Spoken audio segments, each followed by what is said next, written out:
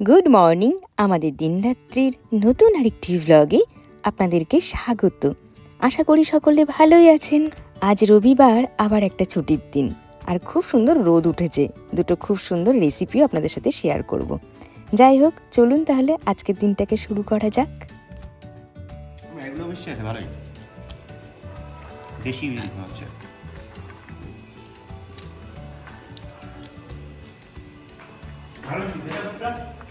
দারুন, ফলগুলো ভালো, তাই না? বলো উনি।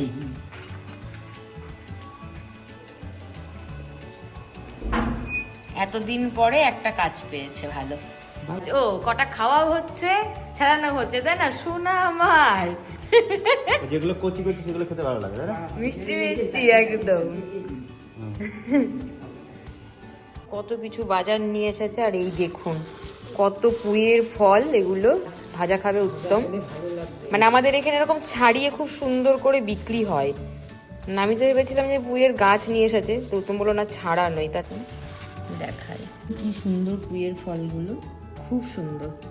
এগুলো ভাজবো, আর উত্তম খেতে খুব ভালোবাসে, আর আমার তো আরো ভালো লাগে। ভাতটা কি সুন্দর পিঙ্ক কালার হয়ে যায়, খুব ভালো লাগে। আমি আর খাবো না, প্লিজ। এই সব দিলেন না, আমি খেয়েছি। খেয়ে নাও।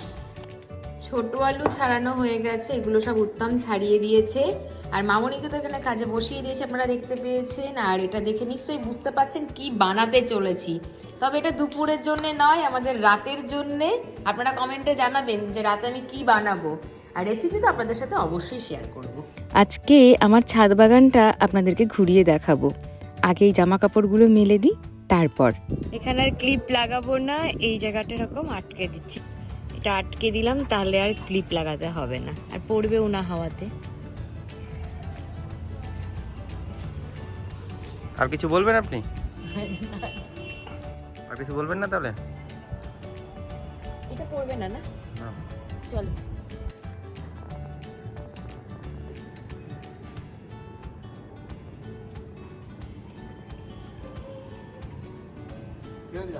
হ্যাঁ, ফেলে দাও। ওই গাছগুলো মরে গেছে, ওগুলো ছেটে ফেলে দিতে হবে। হ্যাঁ, কি সুন্দর গার্ডেনটা হয়েছে, কিন্তু আমার যে আশা নিয়ে লাগিয়েছিল সে আশা পূরণ হয়নি। চন্দ্রমল্লিকায় ভেবেছিলাম সব সাদা করবো, তার হয়নি। সব কেমন একটা গাজরি কালার হয়ে গেছে, ক্যারট কালার। আর ওইগুলো তো অনেক আগে ফুটেছিল, ওগুলো সব গাছ মরে গেছে। হ্যাঁ, গোলাপ গাছগুলো হনু আসেনি অনেক দিন, হনুমান, তাই এখনো বেঁচে আছে আবার। হ্যাঁ হ্যাঁ,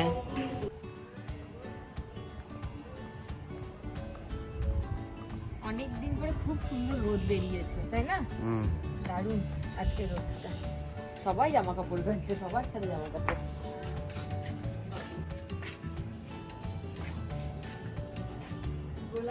কিন্তু সাইজ ভালো নেই, ছোট হয়ে গেছে।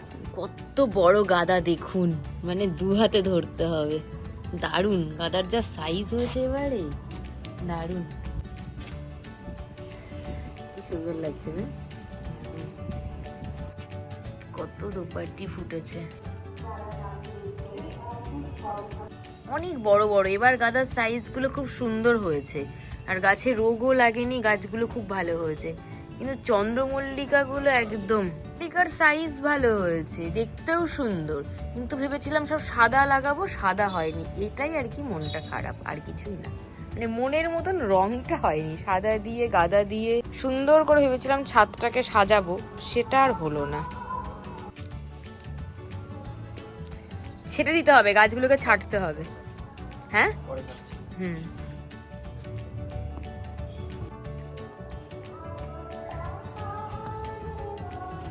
নিচে এসেছি বেশ কিছুক্ষণ হলো। এখন রান্না করতে হবে। এখন ঘড়িতে বাজে 11টা, দুপুরের রান্না। সকালবেলায় খাওয়া দাওয়া সকলের হয়ে গেছে। সকালে বানিয়েছিলাম রুটি তরকারি। আজকে আমি পনিরের যে রেসিপিটা বানাতে চলেছি তার নাম ধনেপাতা পনির বা ধনিয়া পনির। তার জন্য পনিরগুলোকে একটু চৌকো চৌকো মোটা মোটা করে কেটে নিতে হবে, মানে কিউব শেপে। তারপরে আপনাকে হলুদ গুঁড়ো, কাশ্মীরি লঙ্কার গুঁড়ো আর লবণ মাখিয়ে ভালো করে ভেজে নিতে হবে।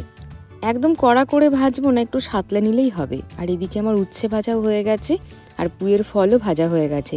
পুয়ের ফল না ভাজলে একটুখানি হয়ে যায়, দেখুন কতটা কমে গেছে। এবার ফ্রাইং প্যানটা পরিষ্কার করে নিয়েছি, তার মধ্যে দিয়ে দিলাম সর্ষের তেল। সর্ষের তেলেই আমি রান্না করব। আর পনিরগুলোকে দিয়ে দেবো, কড়া করে ভাজবো না, এপিট ওপিট জাস্ট একটু সাঁতলে নেওয়া আর কি। আর একটা কথা বলি আপনাদেরকে, আমার না কড়াইয়ের থেকে ফ্রাইং প্যানে রান্না করতে বেশি ভালো লাগে। মানে ফ্রাইং প্যানে রান্না করার সময় না আমার শ্যুট করতে সুবিধা হয়, মানে ভিডিওগ্রাফির সময় বেশ মানে দেখাতে সুবিধা হয় সব কিছু। আর এখন পনিরগুলো এদিকে ভাজতে দিয়ে ডালটা সোমবার দিয়ে দেবো ভাবছি। তার আগে ধনেপাতাটা একটু পেস্ট করে নিই।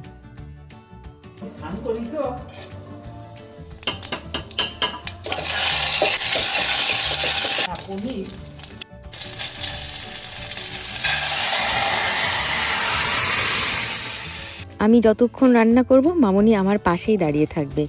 যাই হোক, এদিকে তোমার ডাল সোমবার হয়ে গেছে আর এখন বানাচ্ছি ধনেপাতা পনির। তার জন্য পনির ভাজার যে তেলটুকু ছিল তার মধ্যে আমি একটু কালো জিরে ফোড়ন দিয়েছি আর এখন দিলাম আদা কাঁচা লঙ্কা পেস্ট। সেটাকে একটু নাড়াচাড়া করে মানে কষিয়ে নিয়ে ওই ধনেপাতা পেস্টটা আপনাকে দিয়ে দিতে হবে। আর একটু মিষ্টির জন্য আমি দিয়ে দিলাম এর মধ্যে একটা খেজুরের গুড়ের বাতাসা। আর পনিরগুলো দিয়ে এখন একটু নাড়াচাড়া করব। আর লবণ স্বাদ মতন দিতে হবে, কোনো হলুদ যাবে না এর মধ্যে, তাহলেই এটা হয়ে যাবে। একটু গামাখা গামাখা হবে আর গরম ভাতে মেখে খেতে কিন্তু দুর্দান্ত লাগে এটা।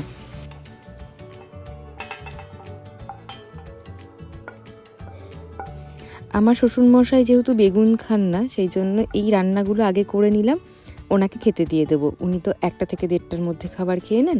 তারপরে একটা বেগুনের রেসিপি বানাবো, যার শর্ট ভিডিও আমি অলরেডি আপলোড করে দিয়েছি, আর এখানে আপনাদেরকে সেটা ডিটেলসে বলে দেব। বাবুকে খেতে দিয়ে দিয়েছি, এখন চলে এসেছি বেগুনের রেসিপি বানাতে। আর মামুনি বসে আছে কিভাবে আমি এটা রান্না করব আর তার টেস্ট কেমন উনি গরম ভাতে মেখে খেয়ে দেখবেন সেই কারণে। এই রান্নাটার জন্য একটা বড় বেগুন গোল গোল চাকা চাকা করে কেটে নিয়েছি। আর এখানে নিয়েছি জিরে গুঁড়ো, লবণ, কাশ্মীরি লঙ্কা গুঁড়ো, হলুদ আর 1 চামচ সর্ষের তেল। জিরে গুঁড়ো দিয়েছি 1 টিস্পুন, হলুদ গুঁড়ো আর কাশ্মীরি লঙ্কা গুঁড়ো দিয়েছি 1/2 টিস্পুন আর লবণটা দিয়েছি স্বাদ মতন। এবার মশলাটাকে ভালো করে মিশিয়ে নিয়ে সেটাকে বেগুনের গায়ে ভালো করে মাখিয়ে নিতে হবে। তারপরে সর্ষের তেলে আপনাকে ভাজতে হবে। আর এখন শীতের বেগুন বেশ সুন্দর তরতাজা আর মোটা মোটা করে কেটেছি, তাই তেলটা না শোক করে নেয়।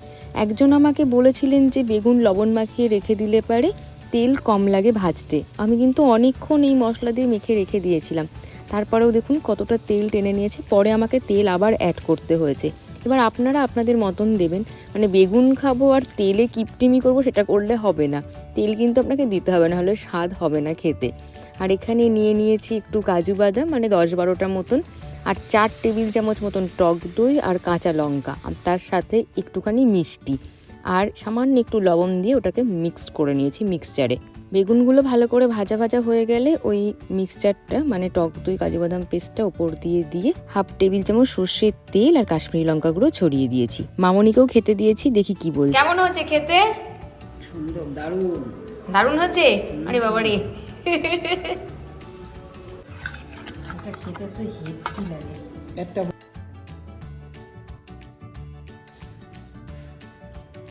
সুন্দর হয়েছে। ভালো হয়েছে? দারুণ। এখন চলে এসেছি উত্তমের আর আমার খাবার নিতে। আর ধনেপাতা পনির, দই বেগুন এগুলো বানাতে তো একেবারেই সময় লাগে না, খুব অল্প সময়ে হয়ে যায় আর খেতে যা সুন্দর হয়। আপনারা একবার প্লিজ প্লিজ বানিয়ে খেয়ে দেখবেন, তারপরে রিভিউ দেবেন।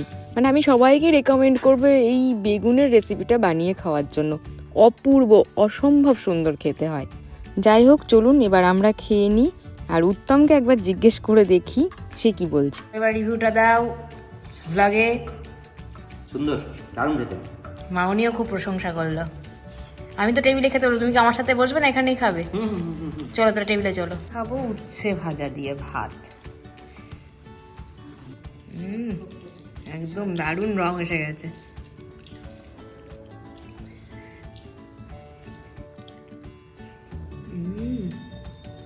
দারুণ।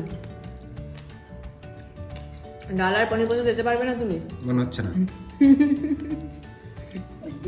খাওয়া শেষ তোমারও তাই। ধনেপাতা পনির দেখি কেমন হয়েছে। সেটা খেতে দারুণ হতো, তুমি ঠিকই বলছো, দারুণ হতো খেতে। আর বেগুনটাকে এখন দেখুন পুরো মজে গেছে গ্রেভিটার সাথে, একদম মাখো মাখো গরম ভাতে দুর্দান্ত লাগবে। দেখেই মানে জিভে জল চলে আসছে। খেতে তো অসম্ভব সুন্দর হয়ই। অত বড় বেগুন তো একটু ভাত।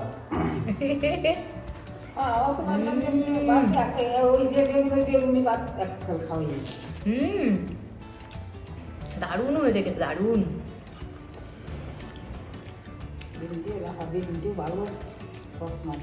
দারুণ দারুণ। কতটা তেল টানলো বলো। Just yummy.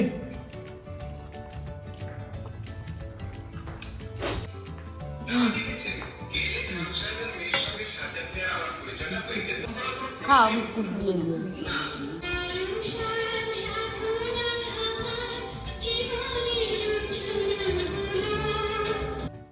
সন্ধেবেলায় আমি একটু কফি নিচ্ছি, মামনিকে বললাম যে তো রাজি, কিন্তু আমি ওনাকে কফি দিইনি, দুধ দিয়েছি, কারণ ওনার একটু ঘুমের সমস্যা আছে।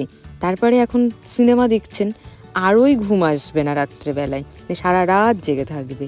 যে বাদ্যযন্ত্রটা বাজাচ্ছে না মেয়েটা, ওই বাদ্যযন্ত্রটার নাম কি মেয়েটার হাতে যেটা? সুরমণ্ডল।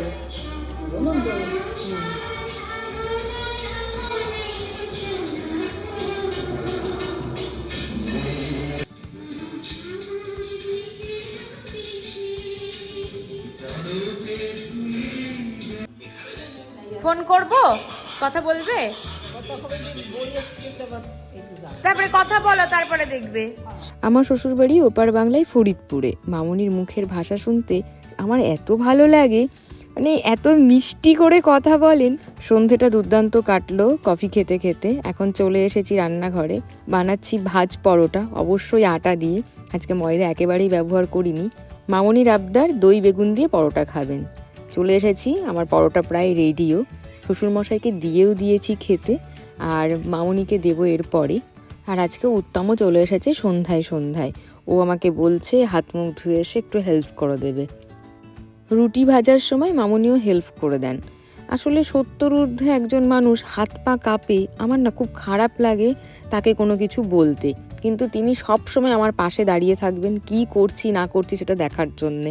আর প্রচণ্ড কিউরিসিটি, কিভাবে রান্না করলাম, কোন মশলা দিলাম। আসলে মামনি এত ইনোসেন্ট না, মানে তিনি যে অনেক সুন্দর সুন্দর রান্না করে একসময় খেয়েছেন তেমন না, সকলেই তার রন্ধনপটু হয় না। তো আমার শাশুড়ি মায়ের সেই রান্নার ন্যাকটা আমার যেতটুকু মনে হয় আমি অনুভব করেছি একটু কম, বাকি সমস্ত কাজে ভীষণ এক্সপার্ট।